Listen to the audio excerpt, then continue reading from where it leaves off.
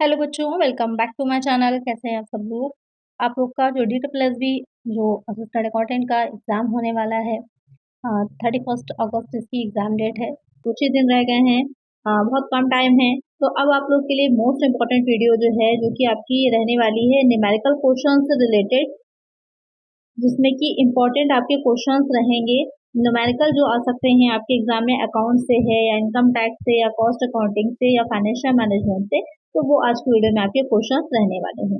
तो लास्ट तक एंड तक बहुत ही ध्यान से देखिएगा, एक एक चीज को अच्छे से समझ लीजिएगा। यही क्वेश्चंस है, इस तरह के क्वेश्चंस पूछे जा सकते हैं आपके एग्जाम में, तो बार बार इसको रिवाइज कर लीजिएगा।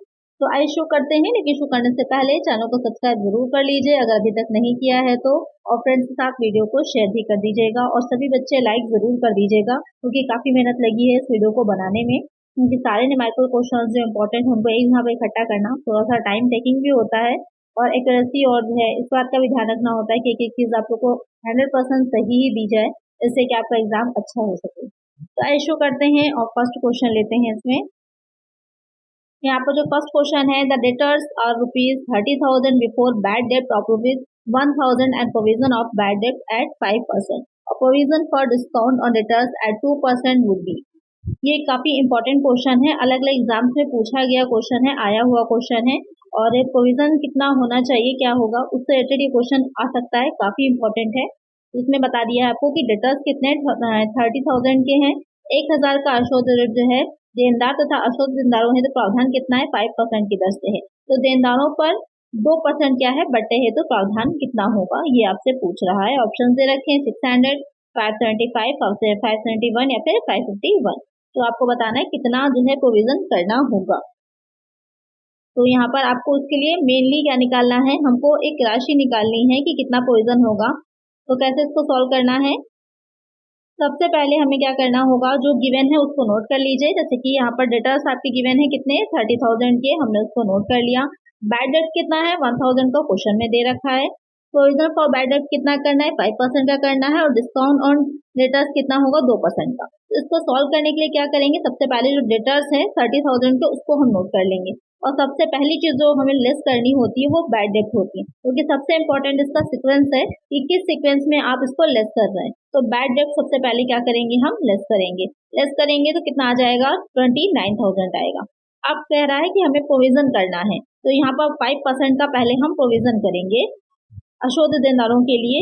तो यहाँ पर कितना हो जाएगा 5% का, जो 29,000 निकल के आया उसका 5% आपको करना होगा। कितना आएगा 1,450, 1,450 ये निकल करके आएगा। अब उसको हम लेस कर देंगे, तो अब लेस करने के बाद जो हमारा डिस्काउंट ऑन डेटर्स के लिए अमाउंट आ रहा है वो हो जाता है ये वाला अमाउंट 27,550, 27,550। तो 2% निकालेंगे, इसी 27,550 का हमको निकालना है, जो कि कितना आ जाएगा 551, 551 आ जाएगा। का एक आंसर क्या होगा हमारा, ऑप्शन डी हो जाएगा। तो सीक्वेंस इंपॉर्टेंट है, सबसे पहले बैड डेट को लेस करिए, उसके बाद जो प्रोविजन फॉर डेटर्स दे रखा होगा वो कर लीजिए, और उसके बाद करने के बाद उसको लेस करना है।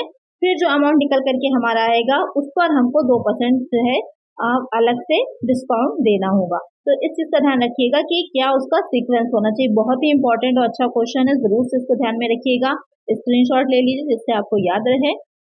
एक आंसर हो जाएगा यहाँ पर आपका ऑप्शन डी। और इसमें हो सकता है कि जो इमेज है वो मॉडिफाई कर रखी हो, लेकिन इसी तरह का क्वेश्चन आपको बनने के पूरे चांसेस हैं। चलिए नेक्स्ट क्वेश्चन लेते हैं।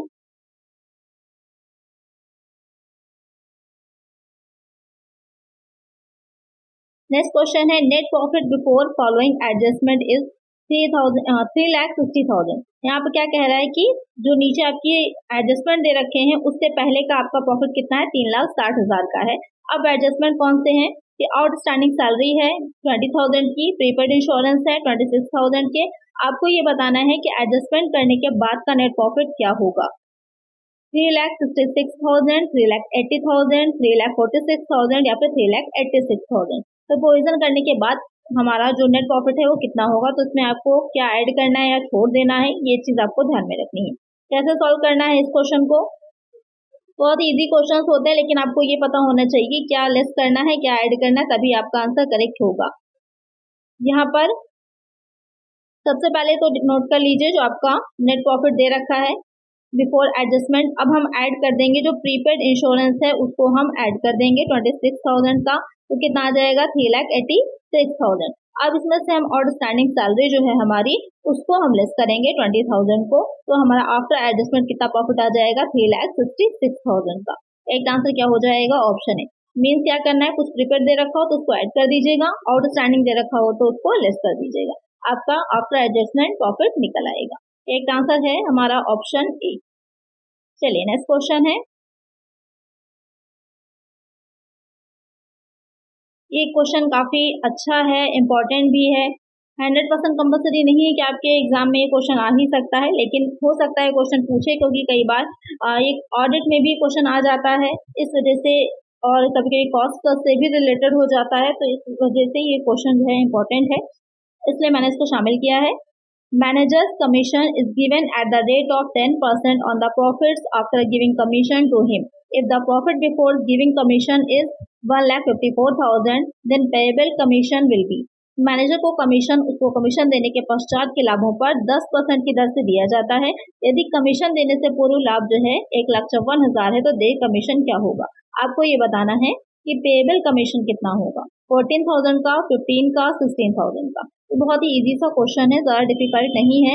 इस तरह के क्वेश्चन में जो आपका प्रॉफिट दे रखा होता है उसमें ऑलरेडी कमीशन ऐड होता है, तो प्रॉफिट 100% ना होकर उसमें 10% और ऐड हो जाता है, 110 हो जाता है। तो इस तरह के क्वेश्चन को जब सॉल्व किया जाता है तो वहाँ पर हम जो भी आपकी रेट दे रखी होती है उसको ऐड कर देते हैं। तो इसको कैसे सॉल्व करेंगे,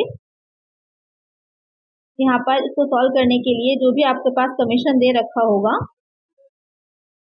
यहाँ पर ये हो जाता है इसका फॉर्मूला, नेट प्रॉफिट जो आपके लेस करने से पहले का था इनटू जो आपका रेट ऑफ कमीशन जो आपके क्वेश्चन में दे रखी होगी। तो नेट प्रॉफिट कितना था 1,54,000 का, रेट कितना था 10%, नीचे यहाँ पर हमारा रेट ऐड हो जाता है 110 हो जाएगा। उसके बाद आप इसको जब सॉल्व करेंगे तो 0 से 0 चला जाएगा, 11 से सॉल्व करेगा तो 1 टाइम जाएगा और 4 टाइम चला जाएगा, तो कितना आ जाएगा 14,000, यही हमारा आंसर हो जाएगा। तो बहुत ईजी सा है तरीका, बस आपको ये पता होना चाहिए कि यहाँ पर जो क्वेश्चन में आपकी गिवन है क्या लिख रहा है कि पूर्व के लाभों पर यानी बिफोर है या आफ्टर है, तो इस चीज को आपको बस ध्यान में रखना है, उसी से आपका आंसर सॉल्व किया जाएगा। तो एक आंसर है ऑप्शन ए। थोड़ा सा हाई लेवल का क्वेश्चन है, वैसे तो बहुत इजी है लेकिन हो सकता है आप में आए या ना भी आए, लेकिन मैंने शामिल इसलिए कर लिया था कि बाई चांस अगर आ जाता है तो आपको पता होगा कि कैसे इसको हमें सॉल्व करना।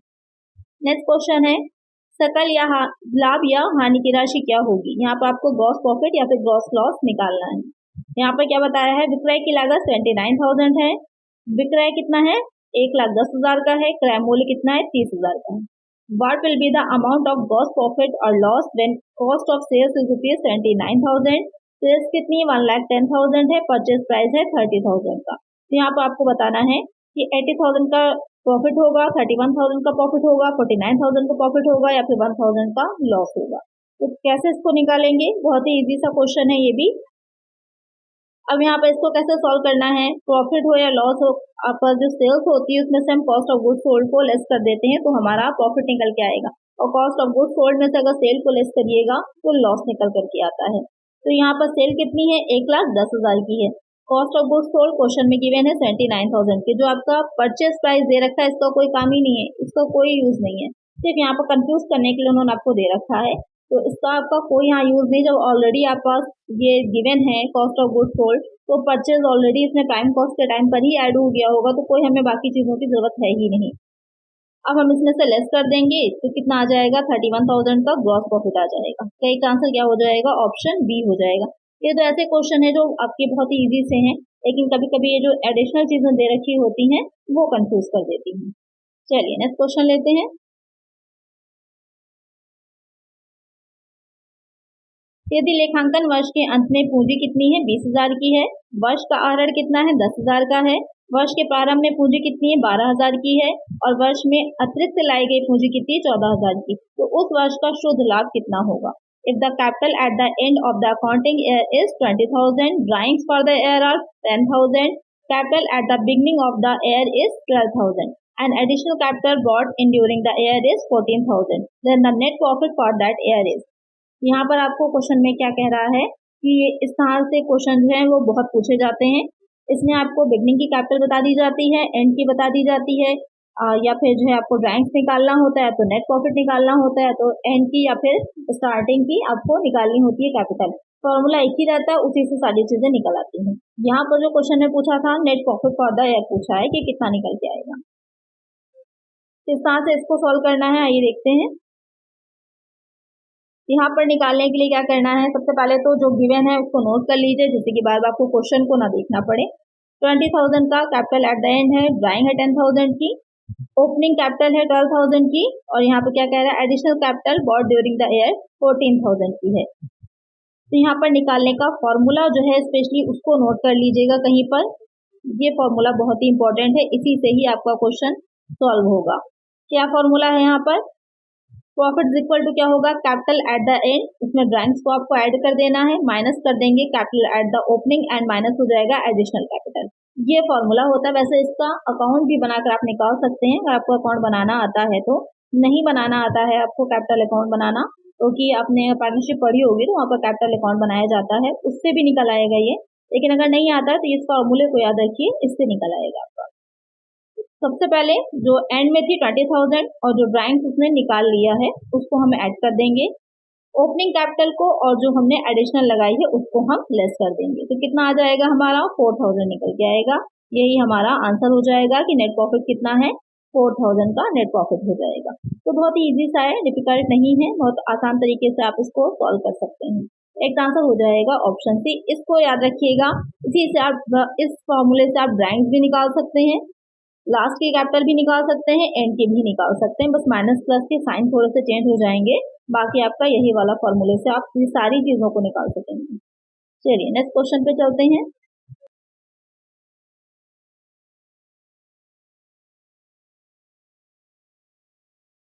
टोटल एसेट टर्नओवर दे रखा है 4, कुल संपत्ति आवर्त है 4, नेट प्रॉफिट है 10%, टोटल एसेट है यहाँ पर आपकी 50,000 की। The amount of net profit would be 5,000 का, 10,000 का, 20,000 का, 25,000 का। अब यहाँ पर आपको टोटल एसेट टर्नओवर रेशियो बताया हुआ है, आपको क्या निकालना है, हमको नेट प्रॉफिट तक पहुंचना है। ये पता है कि 10% है और हमारे पास एसेट है, तो इसके लिए हमको एसेट टर्नओवर का फॉर्मूला पता होना चाहिए था, उसी फॉर्मूले से हम इजिली निकाल सकते हैं। तो यहाँ पर क्या होता है एसेट टर्नओवर का, हमारा जो एसेट टर्नओवर का फॉर्मूला होता है, आपको मैंने रेशियो एनालिसिस की एक अलग से वीडियो प्रोवाइड कराई है जिसमें सारी चीजें मैंने दे रखी हैं, अगर आपने नहीं देखी देख लीजिए, सारे फॉर्मूलाज आपको क्लियर हो जाएंगे। तो टोटल एसेट अपॉन हो जाता है नेट से, ये हो जाता है हमारा फॉर्मूला। अब यहाँ पर जो चीजें गिवन है उसको नोट कर लीजिए। एसेट टर्नओवर रेशियो बताया है 4, लिख लीजिए। टोटल एसेट यहाँ पर हमको दे रखी है 50,000 की, उसको लिख लीजिए।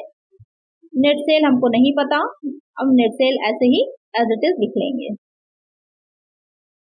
अब इसके बाद नेट सेल बाहर हो जाएगा, क्रॉस मल्टीप्लाई हो जाता है तो आपके नेट सेल बाहर हो जाएगा और यहाँ पर आपस में क्या होगा, ये दोनों मल्टीप्लाई हो जाएंगे। 50,000 इंटू 4, तो हमें नेट सेल पता चल गई कितने की हो जाएगी, 2 लाख की नेट सेल हो जाएगी।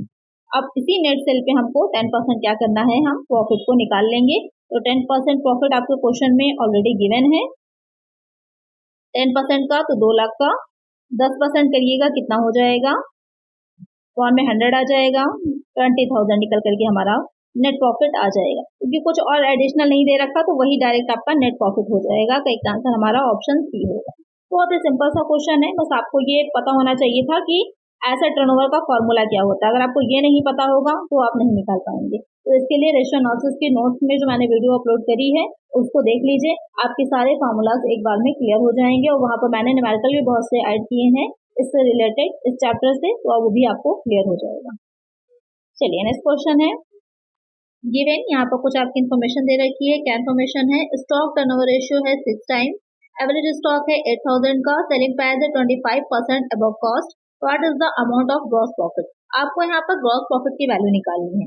तो कई बार डायरेक्टली क्वेश्चन आपसे स्टॉक टर्नओवर रेशियो है या फिर नेट प्रॉफिट रेशियो, ये सब डायरेक्टली नहीं पूछता है, उसमें से कुछ चीजें आपसे पूछी जा सकती हैं। जैसे कि ये क्वेश्चन आप देख रहे हैं, स्टॉक टर्नओवर रेशियो कितना है वो उन्होंने बता दिया है, लेकिन आप पहुंच पाएंगे जो आपको ग्रॉस प्रॉफिट निकालना है वहां तक जब आपको ये जो रेशियो दे रखा है पता होगा कि इसे कैसे निकाला जा सकता है। क्योंकि इसकी जो वीडियो मैंने रेशियो एनालिसिस वाले अलग से अपलोड करी थी उसको जरूर से देख लीजिएगा, इस आगे क्वेश्चन प्रीवियस पेपर में आपके पूछे गए हैं। तो यहाँ पर आपसे स्कंदावत अनुपात और औसत स्कंद और विक्रय मूल्य से 35%, 25% अधिक सकल राशि बताई हुई है।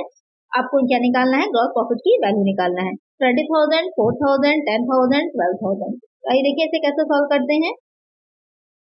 यहाँ पर इसे सॉल्व करने के लिए सबसे पहले तो आपको पता होना चाहिए फॉर्मूला क्या होता है। तो यहाँ पर जो आपका स्टॉक टर्नओवर रेशियो है उसका फॉर्मूला हो जाता है, मैं पहले भी आप लोग को बता चुकी हूँ, कॉस्ट ऑफ गुड्स सोल्ड, जो कि आप लोग को पता ही है कैसे निकाली जाती है, अपॉन में हो जाता है जो एवरेज स्टॉक है वो आ जाएगा यहाँ पर एवरेज स्टॉक, जो कि आपके क्वेश्चन में ऑलरेडी गिवन है।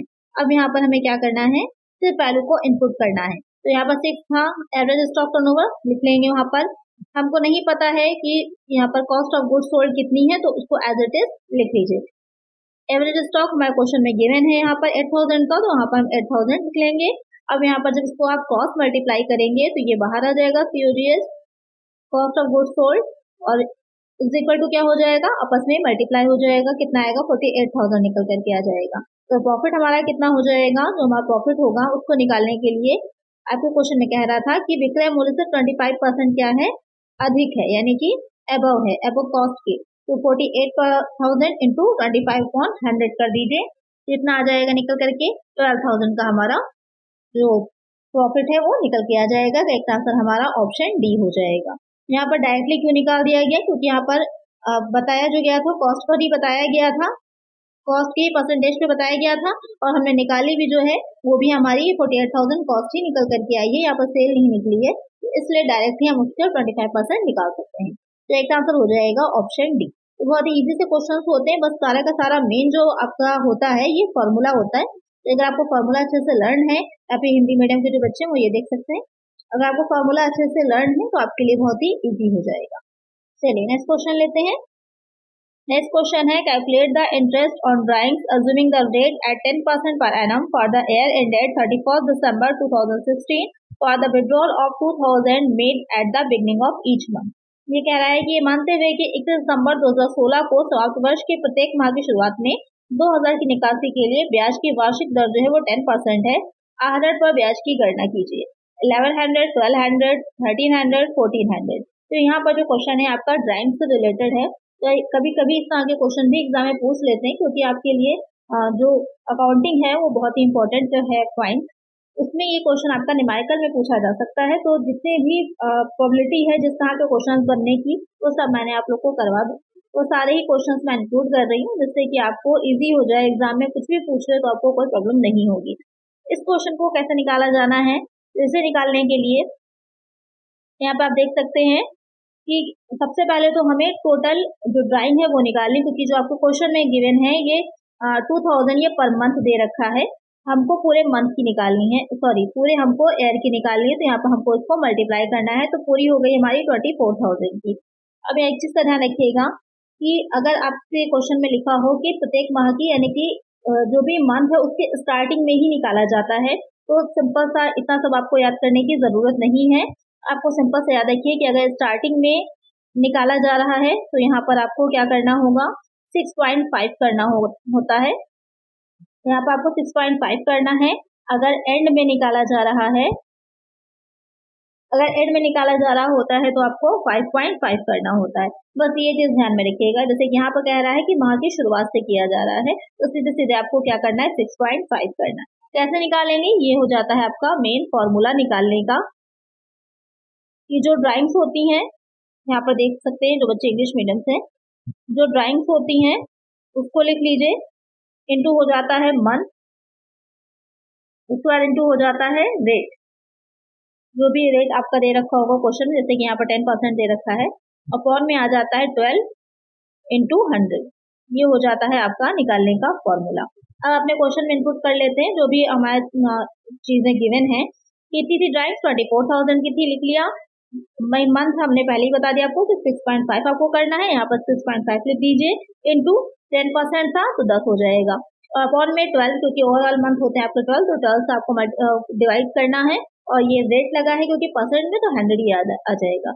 अब इसको हम क्या करेंगे, सॉल्व कर लेंगे। सॉल्व कैसे करना है, यहाँ पर से पॉइंट हटाइएगा तो यहाँ पर 0 आ जाएगा, 0 से 0 चला जाएगा, 2 0 यहाँ से आपके चले जाएंगे, 2 बार लेकर जाइएगा, 20 हो जाएगा। अब यहाँ पर 20 से जो 65 है उसको मल्टीप्लाई कर दीजिए, तो कितना आ जाएगा, 1300 आ जाएगा। करेक्ट आंसर हमारा ऑप्शन सी हो जाएगा। तो इस चीज को ध्यान में रखिएगा, ये वाला मेन चीज ध्यान में रखिएगा।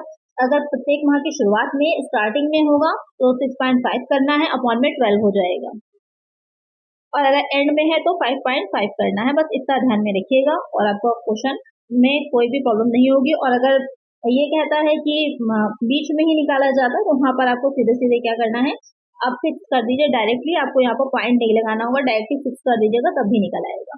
और आपको समझ में आ गया होगा कैसे सॉल्व करना है। सबसे ज्यादा प्रॉब्लम जो होती है यहाँ पर होती है, इतना सब समझने की जरूरत नहीं है, बस इतना याद रखिए, जो यहाँ पर ये पॉइंट मैंने लिख दिया है इसको याद रखिएगा, बस आपको याद रहेगा। इस सब में ज्यादा डिटेल में जाएंगे तो प्रॉब्लम होगी आपको, ये शॉर्टकट में बस याद रखिएगा। चलिए नेक्स्ट क्वेश्चन लेते हैं। Sales of a firm are 24 lakh, variable cost है 40 लाख, फिक्स कॉस्ट है 8 lakh, operating leverage of the firm will be. ये आपका किससे रिलेटेड है, फाइनेंशियल मैनेजमेंट से रिलेटेड है। इसमें क्या निकालना है आपको बताया है कि विक्रय कितना है 74 लाख का, प्रत्यक्षित लागत है 40 लाख की, स्थायी लागत है 8 लाख की। आपको फर्म का परिचालन लीवरेज निकालना है। तो परिचालन लीवरेज या फिर ऑपरेटिंग लीवरेज निकालने का फॉर्मूला मैंने आप लोग को बताया ही था, बहुत ही इजी सा होता है। अगर आपको फॉर्मूला याद है आप इजिली इसको निकाल लेंगे। कैसे निकालना है, तो यहाँ पर आप जैसे कि देख रहे होंगे, कंट्रीब्यूशन अपॉन EBIT, ये है इसका मेन फॉर्मूला, आप लोग को याद ही होगा, कई बार मैं इसको आप लोग को बता चुकी हूँ। अब यहाँ पर कंट्रीब्यूशन नहीं क्वेश्चन में गिवन है, तो हम कैसे निकालेंगे कंट्रीब्यूशन निकालने के लिए आप सेल में से, कंट्रीब्यूशन को शॉर्ट में सी लिखा जाता है, सेल्स में से आप लेस कर दीजिए वेरिएबल कॉस्ट को। सेल हमारी कितनी दे रखी है, 74 लाख की दे रखी है, इसी तरह लिख लेते हैं डायरेक्टली। और वेरिएबल कॉस्ट कितनी दे रखी है, 40 लाख की दे रखी है, तो यहाँ पर लेस करेंगे तो कितना आ जाएगा, यहाँ पर लेस करने पे हमारा आ जाएगा 34 लाख। उसके बाद अब हमें निकालना है EBIT, तो EBIT यहाँ पर निकालने के लिए हम क्या करेंगे, जो हमारे पास कंट्रीब्यूशन है उस कंट्रीब्यूशन में से ही हम लेस कर देंगे जो फिक्स कॉस्ट है हमारी उसको। कंट्रीब्यूशन कितना निकला हमारा, 34 लाख का निकला, लिख लीजिए। अपॉन में क्या, माइनस में क्या हो जाएगा, जो 8 लाख की आपकी यहाँ पर फिक्स कॉस्ट है वो लिख लेंगे, लेस कर दीजिएगा तो कितना आ जाएगा, लेस करने पे हमारा 26 लाख आ जाएगा, यही हमारी EBIT हो जाएगी। अब हमें कंट्रीब्यूशन पता चल गया, EBIT पता चल गई। अब हम अपने फॉर्मूले में इनपुट कर लेंगे, यहाँ पर 34/26 डिवाइड करिएगा, कितना आ जाएगा 1.307, फिर हम इसको अप्रॉक्स कर लेंगे, तो करेक्ट आंसर क्या हो जाएगा, ऑप्शन सी हो जाएगा। तो कभी कभी क्वेश्चन में एग्जैक्टली आपको नहीं बताएगा कंट्रीब्यूशन, नहीं बताएगा EBIT, तो इस तरह की इन्फॉर्मेशन दे रखी होगी। आपको क्या याद रखना है, आपको ये फॉर्मूला याद रखने हैं कि कंट्रीब्यूशन कैसे निकलता है, EBIT कैसे निकलता है, तभी आप इस तरह के क्वेश्चंस को सॉल्व कर पाएंगे। तो एक आंसर है ऑप्शन सी, और बहुत ही हाईली चांसेस हैं कि इस तरह के क्वेश्चन आपके एग्जाम में पूछे जाएंगे। चलिए नेक्स्ट क्वेश्चन है, if prime cost is 20,000, factory overheads are 25% of prime cost and the office overheads are 80% of factory overheads, then the office cost would be। तो यहाँ पे क्या कह रहा है कि मूल लागत कितनी है, 20,000 है, कारखाना उपरिव्यय मूल लागत का 25% है, कार्यालय उपरिव्यय कारखाना उपरिव्ययों का 80% हो तो कार्यालय लागत होगी। तो यहाँ पर आपको क्या बताना है, आपको बताना है ऑफिस कॉस्ट कितनी निकल करके आएगी, और आपको सिर्फ प्राइम कॉस्ट पता है, बाकी चीजें आपको उसी पर परसेंटेज में ही निकालनी होगी। तो ज्यादा बहुत ही इजी सा क्वेश्चन है, ज्यादा डिफिकल्ट नहीं है, बस आपको पता होना चाहिए कि कैसे हमको कहाँ पर कौन सी चीज को ऐड करना है। तो देखते हैं इसे किस तरह से सॉल्व किया जाएगा।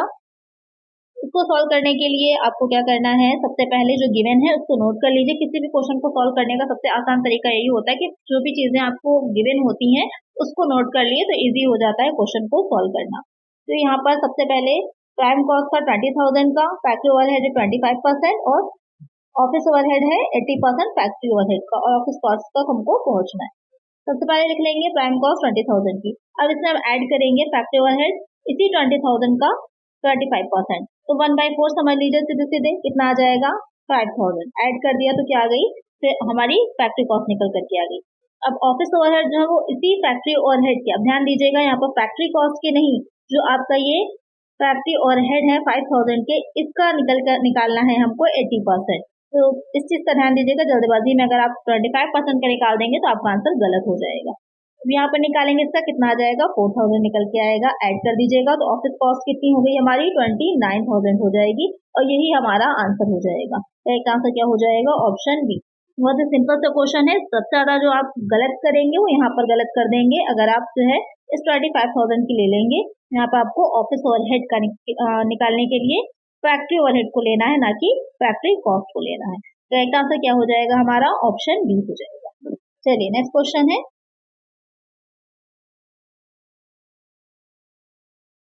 the annual demand for an item is 3,200 units. The unit cost is 6 and inventory carrying charges 25% per annum. If the cost of one procurement is 150, determine number of orders per year. अब इस question में आपका EOQ भी clear हो जाएगा, और अगर इस तरह से क्वेश्चन पूछता है कि number of orders per year कितने हैं तो वो पॉइंट भी आपका क्लियर हो जाएगा। तो एक क्वेश्चन में आपके दो क्वेश्चन आ रहे हैं, बहुत ही अच्छा और इम्पोर्टेंट क्वेश्चन है। यह बताया है कि किसी वस्तु की वार्षिक मांग जो है वो 3200 इकाई है, इकाई की लागत 6 रुपए है और सामान धुलाई सुधार 25% प्रति वर्ष है। यदि एक खरीद की लागत 150 रुपए है तो ऑर्डर की संख्या निर्धारित कीजिए। कैसे निकालना है, सबसे पहले हमको इस क्वेश्चन में EOQ निकालना होगा। कैसे निकालेंगे EOQ को, जो भी चीजें गिवन है उसको नोट कर लीजिए सबसे पहले, तो उसके बाद हम इसको सॉल्व करेंगे। सॉल्व करने के लिए क्या करना है, यहाँ पर सबसे पहले आपको पता होना चाहिए EOQ निकालने का फॉर्मूला क्या होता है, क्योंकि उसके बिना आप नहीं निकाल सकते। ये हो जाएगा हमारा फॉर्मूला EOQ निकालने का। ए फॉर क्या हो जाएगा, एनुअल डिमांड हो जाएगी, जो आपके क्वेश्चन में गिवन है 3200 यूनिट की। ओ जो होता है आपकी कॉस्ट ऑफ वन ऑर्डर, एक ऑर्डर देने की कॉस्ट जो होती है वो होती है, ऑलरेडी आपकी 150 गिवन थी। कॉस्ट पर यूनिट आपका 6% बता दिया है यहाँ पर, लेकिन हमें कॉस्ट ऑफ होल्डिंग जो निकालनी है, जो H है वो जो हमें निकालना है, तो वो सीधे सीधे में क्वेश्चन में नहीं गिवन है। तो जो भी हमारी कॉस्ट पर यूनिट दे रखी है उसी का ही 25% हमारा क्या हो जाता है, जो हमारी होल्डिंग कॉस्ट है वो हो जाएगी। 6 × 25/100 करेंगे तो कितना निकल के आएगा, 1.5 निकल के आएगा। यही हमारी होल्डिंग कॉस्ट हो जाएगी। अब यहाँ पर हमको सब कुछ इनपुट कर लेना है, तो 2 × 150 × 3200/1.5 और इसका स्क्वायर रूट करना है। सबसे पहले तो मल्टीप्लाई कर लीजिए और डिवाइड कर लीजिए, कितना निकल के आएगा, 6,40,000 निकल के आएगा। उसके बाद जब इसका रूट निकालिएगा तो 800 यूनिट्स निकल करके आ जाएगा। तो हमारा EOQ कितना हो गया, 800 यूनिट्स हो गया। तो आपको ये क्लियर हो गया EOQ कैसे निकाला जाता है। अगर क्वेश्चन में आपके directly cost of holding, mostly होता है कि cost of holding directly given नहीं होती, उसको निकालने के लिए या तो आपको कॉस्ट पर यूनिट पे निकालना होता है, या अगर सेल्स दे रखा होगा तो वो भी पर यूनिट दे रखा होगा क्वेश्चन में, कोई ना कोई इन्फॉर्मेशन एक्स्ट्रा गिवन होगी जिसके बेसिस पे आपको निकालना होगा। उसके बाद अब आता है number of orders per year. इसको निकालने के लिए क्या करना है, कुछ भी अलग से आपको नहीं करना, बहुत ज्यादा कैलकुलेशन कुछ नहीं करनी। इसका जो फॉर्मूला होता है एनुअल डिमांड अपॉन EOQ। तो EOQ आपने निकाला है, एनुअल डिमांड क्वेश्चन में ही गिवन थी, 3200/800 यूनिट कर लेंगे, यानी कि आप 4 टाइम्स ऑर्डर करेंगे। एक साल में आपको 4 बार ऑर्डर करना होगा। 3200 यूनिट्स जो हैं उनको कितने कितने उस पर यूनिट्स में 800 यूनिट्स में करना होगा। मतलब कहने का ये है 4 बार आप ऑर्डर करेंगे, 800 यूनिट्स को 4 बार में ऑर्डर करेंगे, टोटल रिक्वायरमेंट आपकी वर्ष की, एक ईयर की कंप्लीट हो जाएगी। तो यहाँ पर आपका जो करेक्ट आंसर बनता है, कौन सा करेक्ट आंसर हो जाएगा, ऑप्शन बी हो जाएगा, क्योंकि नंबर ऑफ ऑर्डर्स पूछा था। अगर EOQ पूछता वो भी आपको समझ में आ गया है कि EOQ आपको कैसे निकालना है। एक ही क्वेश्चन में आपके बहुत से क्या मेनली 2 क्वेश्चन आपके निकल आए, और एक क्वेश्चन ये भी हो गया कि EOQ अगर आपसे फार्मूला पूछता है तो भी आप देख सकते हैं कि फार्मूला आपका क्या होता है। तो आज की वीडियो में बहुत ही इंपॉर्टेंट क्वेश्चन थे, जिसमें सारे न्यूमेरिकल लगभग मैंने कवर किया है। तो यहाँ पर ये सारे क्वेश्चंस कंप्लीट हो जाते हैं, जहाँ से भी न्यूमेरिकल बन सकते थे, ज़्यादातर मैंने कोशिश करी उनको शामिल करने की। तो अगर वीडियो हेल्पफुल रही है, बनाने में इस वीडियो को काफ़ी मुझे मेहनत लगी थी, तो लाइक ज़रूर से करके जाइएगा इस वीडियो को, और जितने भी क्वेश्चन इसमें उसको बार बार रिवाइज कर लीजिएगा। हो सकता है इसमें से कोई क्वेश्चन आपका 100% एज इट इज आ जाए, तो वहाँ पर आपके लिए ये पॉइंट्स बन जाएंगे, ये मार्क्स आपको मिल जाएंगे अच्छे से। तो आज की वीडियो में इतना ही। अगर वीडियो अच्छी लगी है लाइक ज़रूर से कर दीजिएगा, चैनल पर नए सब्सक्राइब कर लीजिएगा और फ्रेंड्स तक वीडियो को शेयर कर दीजिएगा। चलिए मिलते हैं नेक्स्ट वीडियो में। Thank you.